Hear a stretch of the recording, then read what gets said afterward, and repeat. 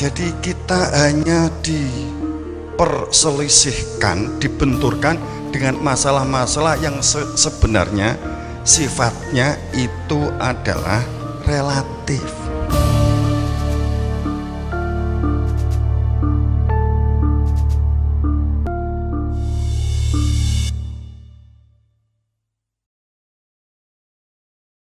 Lah saiki tergantung jenengan dhewe-dhewe sing ngoreksi apa dhewe-dhewe mawon.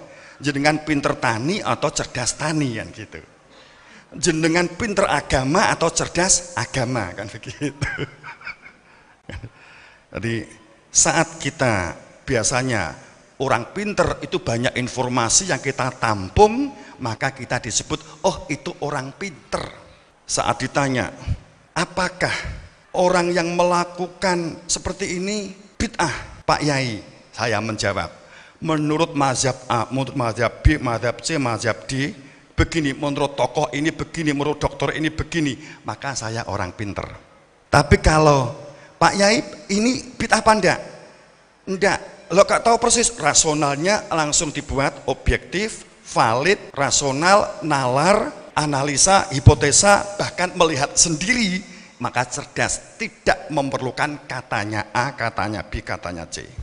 Kalau saya tanya, Bu, tolong saya buatkan kopi yang enak. Kemudian istri saya menjawab, kopi, kenapa Bapak? Kopi Flores atau kopi Aceh? Kalau kopi Aceh begini, bla bla bla bla. Kalau kopi Timur Timur begini, kalau kopi Amerika Latin begini, kalau kopi Brazil begini, bla bla bla. Saya buatkan kopi. Iya itu tadi Bapak, yang disebut kopi itu begini. Sing tak butuhke orang mangan wawasan, tapi saya tuh ingin minum ilmu kopi. Saiki balik, jenengan ilmu agama apa wawasan agama? Kenapa awalnya adalah makrifat? Kenapa awalnya an asyhadu alla ilaha illallah, bukan qaul? Kalau qaul syahadah berarti pinter, kalau an syahadah berarti cerdas. Gimana? Sudah bingung? Jadi kadang kan kalau nggak pakai ini kan jenengan kan nggak tenanan ngrungokke, ini kan ketok kiai. Berarti jenengan nuduh saya mung pinter tok. Kalau orang cerdas nggak memperhatikan ini, terserah nganggo kaos, yang mendengarkan juga nggak akan melihat orangnya, mankola bukan orangnya, tapi apa yang dibicarakan. Itu berarti orang cerdas. Tapi yang kita lihat adalah masih kopiah seperti Islam. Kalau yang dilihat itu adalah karena kopiah, karena sarung, karena pinter wong Cina kia. Teman-teman, tadi kan enak jamaah Cina ya, pinter wong Cina itu, Tionghoa itu. Jadi kita dibuatkan baju ya kayak busana koko muslim, busana muslim. Jerune muslim terserah gak terserah. Tapi yang penting busanane muslim. Jadi pada saat kita berbicara perihal sebuah, kita supaya mengetahui perbedaan antara ilmu dan wawasan. Karena Al-Quran yang saat menyebut ilmu itu luar biasa. Al-Quran saat menyebut ilmu itu adalah sesuatu yang titik mula untuk melakukan sesuatu akan menjadi berkembang dan akan berbuah, itu adalah berangkat dari ilmu, bukan berangkat dari wawasan. Itu kita hanya informasi-informasi Bapak Ibu. Jadi kalau kita itu berpuasa, kehendak karakter puasa yang dikehendaki oleh yang memerintah, la'alakum tatakun, puasa itu junatun, puasa itu sobarun, puasa itu jihadun. Puasa itu adalah pengendalian diri, puasa itu adalah sabar, puasa itu adalah jihad. Jihad itu memerangi dirinya sendiri, patuh dan tunduk dalam menjalankan aktivitas dunia ini menuju kepada Tuhan. Itu jihad, jihadun nafsi, bukan jihad memerangi orang lain, tapi jihad dalam pengertian di sini adalah karena kita mengendalikan diri. Saat orang itu berpuasa tidak ada unsur pengendalian diri, tidak bisa mengendalikan diri, kekuatan untuk dapat berkembang itu adalah kemampuan mengendalikan diri, ini tidak dilakukan. Tapi yang justru yang muncul adalah membuli, mengolok, katakanlah hal yang merusak kehidupan sosial masyarakat, pengendalian diri dalam hal kehidupan sosial, kehidupan diri dalam hal mengendalikan diri, supaya kita tidak terjumus dalam perilaku-perilaku yang negatif, mengendalikan diri dari hal-hal yang akan menjadikan kita tidak berkembang. Umpamanya kita melakukan sesuatu, tapi kita memilih kesenangan daripada kebutuhan, maka nggak ada pengendalian diri, hanya mengejar senang. Ya ini boleh sekali-kali, tapi saat ini terus menerus nggak ada kendali untuk tetap berada di real kebutuhan, hal yang pokok, maka kehidupan kita akan semakin tergelincir. Rudatnu asfala safilin, akan terjatuh. Maka puasa itu adalah kemampuan pengendalian diri. Kedua, seperti orang bercocok tanam, maka kita memerlukan berlaku pengendalian hama, pengendalian penyakit. Saat nggak ada pengendalian, maka kita nggak akan bisa panen. Puasa adalah pengendalian diri. Bohong saat seseorang berpuasa tapi tidak mampu mengendalikan dirinya. Apalagi berpikir, aku puasa dapat ganjaran, tapi tidak ada berlaku pengendalian diri. Kedua, sabar. Saat seseorang tidak ada berlaku sabar, sabar itu bukan berarti blabar. Sabar itu bukan berarti apa? Ya, saya sudah nanam, tanaman ini sudah saya tanam, selanjutnya terserah Allah. Saya menjadi orang sabar. Kok tanamanmu nggak pernah kamu tengok? Oh, saya ini orang sabar. Tanammu udah mati, tidak apa-apa, saya ini sabar. Apapun yang dikasih rezeki oleh Allah, itu yang saya terima. Kalau nanti cacat panennya sedikit banget, tidak apa-apa, saya orang sabar.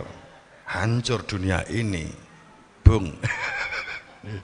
Orang yang sabar itu orang yang saat biji kita tanam untuk menunggu sampai 3 bulan panen, maka ini butuh perawatan, butuh pengendalian, butuh memaksa diri untuk kontrol, untuk melakukan sesuatu supaya tanaman ini tetap terjaga baik. Kita sabar, berangkat mupuk kita sabar, berangkat untuk pengairan kita sabar untuk mengelola tanaman itu.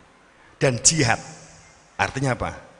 Saat rasa malas datang, saat informasi negatif masuk, saat olok-olokan jatuh ke kita, maka kita tetap berjihad, tetap berangkat ke lahan supaya tanaman itu tetap panen. Kita tidak memperhatikan olokan bulian, kita harus berjihad dengan rasa malas diri kita untuk tetap berangkat.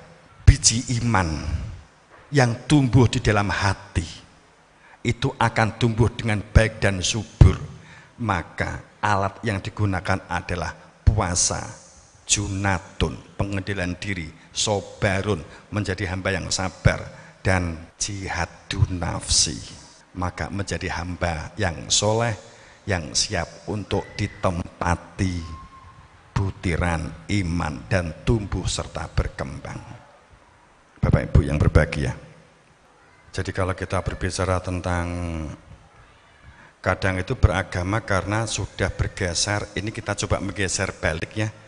Beragama itu kadang bergeser dalam bentuk-bentuk virtual, dalam bentuk hanya ritual, hanya retorika, hanya pakaian. Oke, bahwa itu pakaiannya santri, itu pakaiannya orang Islam, itu pakaiannya agama A, agama B, cirinya masing-masing. Iya, dulu ada jenggot itu juga karena itu. Tapi mohon diperhatikan, kasihan ibu-ibu kalau yang berpahala jenggoten itu hanya laki-laki, tampaknya kurang adil. Coba ibu-ibu kan nggak pernah ada jenggotnya gitu ya. Berarti kan nggak ada widodoro kating grandul gitu ya. Yang perempuan gimana gitu loh ya. Saya nggak akan mengkritik berkaitan dengan talqin kubur itu bid'ah atau tidak begitu. Tapi sebelum ini saya akan ngomong tentang budidaya-budidayaan begini. Ada satu perilaku yang disebut oleh Allah di dalam Al-Quran sebagai ayat-ayatnya, yang dikatakan ayat-ayat yang nyata, yang mesti direalisasikan. Tadi walaupun tadi sudah saya aturkan Bapak-Ibu ya. Jadi begini, kalau kita di dalam kalimat puasa, sholat, dan zakat, kalimat yang digunakan di dalam ayat itu menggunakan kutiba, akimi sholat, atau uzaka. Tidak, sekali lagi tidak menggunakan fi'la zakah. Kalau berbuat baik menggunakan khair, fi'lal khair. Diperintahkan kamu untuk melakukan perbuatan kebaikan.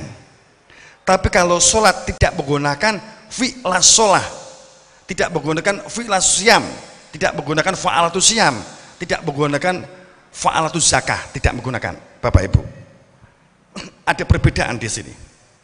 Kalau panjenengan mengungkap bahwa pada saat kamu menjalankan sholat, jika perintah di depannya menggunakan fa'ala, berarti isim fa'il, artinya bahwa jika kamu sholat, sudah kamu anggap sudah dapat karena kamu selama 40 hari berturut-turut, 41 hari kamu sholat jamaah, berarti ganjaranmu turah berlebih, maka kamu bisa tuker di tempat mungkin di toko kan gitu.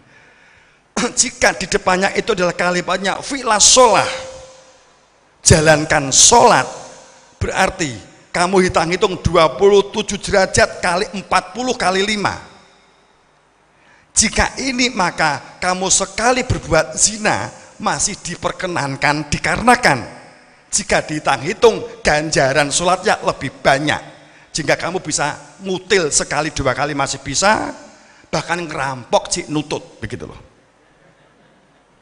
Jika kalimatnya menggunakan fa'ala, masalahnya Quran tidak menggunakan fa'ala. Jadi saat kita saya kan sudah sholat, sudah puasa, saya sudah sering, alah masa sekali-kali, masa nggak boleh saya jotos kan gitu kan. Kalau kita melakukan sesuatu kemungkaran, gugur amal perbuatan sebelumnya. Artinya begini, kalimat akimi sholah, yukimu sholah, itu maknanya terus menerus, gak ada henti-hentinya. Itu kalimat akim, koma yakumu kiaman. Itu sholat. Saat kita berbicara tentang sholat, terus menerus menegakkan kalimat akim itu adalah orang yang tegak terus di dalam kesadaran. Saat kita berbicara tentang akimi sholah, jadi bukan fa'ala. Ini yang harus menjadi catatan garis besar, karena kadang kita itu malasnya datang, akhirnya kita hitung-hitung dengan Tuhan. Ya Allah, saya itu kan sudah puasa, sudah menjadi hambamu sudah sekian tahun, kok tetap saja digubel hutang. Nggih. Padahal sudah sholat, sudah tahajud, sudah puasa Senin Kemis, sudah ditambah puasa tengah bulan, awal bulan, akhir bulan, Ramadan, hutangnya saya numpuk. Akhirnya, ya Allah, saya itu sudah menghamba kepadamu itu sudah lama sekali, engkau kok nggak melihat-lihat, ya Allah. Wong orang tobat itu kadang kebablasan. Ya astagfirullahaladzim, ini saking banyak dosa saya, ya Allah, sehingga saya masih banyak masalah, kan gitu toh. Masya Allah, ini kok nggak panen, astagfirullahaladzim, ini karena dosa-dosa saya. Nggak panen kedua, ya Allah, saya sadar memang saya ini hamba yang jelek, hamba yang kurang menghamba kepadamu, saya ini banyak dosa, saya tidak ikhlas kepadamu, ampuni saya ya Allah. Nggak panen ketiga, ya Allah jenengan kok kebangetan. Lah gimana masa Allah itu sudah bergeser juga maknanya. Dulu kalau kita ada tetangga, ada orang, Masya Allah itu semuanya kehendak Allah, Masya Allah Maha Agung Allah. Sekarang enggak, Masya Allah itu digunakan untuk tonggone atau temannya yang pelit, iya kan? Masya Allah Pak Wid itu loh, saya dulu kan bantu, sekarang kok Masya Allah setilnya, Masya Allah kan ganti miso kan. Masya Allah terkadang kata pengganti penghalus bahasanya kromo inggilnya miso kadang itu. Bapak-ibu yang berbahagia, saya akan matur begini untuk sekilas. Ada satu ayat yang mungkin sering kita, kalau boleh bilang kita akan bisa terabaikan, itu kan begini. Huwa ansha'akum minal ard wastamarakum fiha wastaghfiruhu wa tubu ilaih inna rabbi qaribum mujib. Pada saat Bapak Ibu, jika kita kaitkan dengan kondisi dan situasi iklim climate saat ini yang banyak dari analisa sains, bisa jadi kita akan menghadapi yang namanya paceklik dan pagebluk. Oh ya, sekarang itu kan banyak kasus ya hepatitis ya isunya, tapi benar enggaknya kita enggak tahu, benar ya? Ya, itu di beritanya banyak hepatitis, di DKI juga cukup banyak ya. Apa antisipasinya? Pasrah ya? Ya pasrah yang paling bagus ya. Nek sehat semoga Allah mensehatkan, kalau ternyata kena ya pasrahlah, apa itu sudah kehendak Tuhan, begitu kan? Enak gitu toh? Bapak Ibu, saat ada kalimat kala lama yakdi ma'amaroh, secara kualitas kalimat kala lama yakdi itu begini, bahasa bebas lugasnya, Allah akan menjamin orang yang menjalankan perintah dari Allah tentang ekonomi, tentang kesehatan, pada saat memperhatikan apa yang diperintahkan oleh Allah. Fal yang durin insani ala to'amih, pada saat mencermati perilaku-perilaku kehidupan dengan memperhatikan pola kemandirian, budidaya dan pemberdayaan. Di balik kalimat ini begini lugasnya, Bapak Ibu yang berbahagia. Karena kita tidak memperhatikan ini, maka banyak penyakit. Itu juga jaminan di ayatnya itu, Bapak Ibu yang berbahagia. Syariat semua Nabi Rasul di masing-masing zaman, inti dari pelaku syariat tatanan dunia itu adalah satu, an akimudin,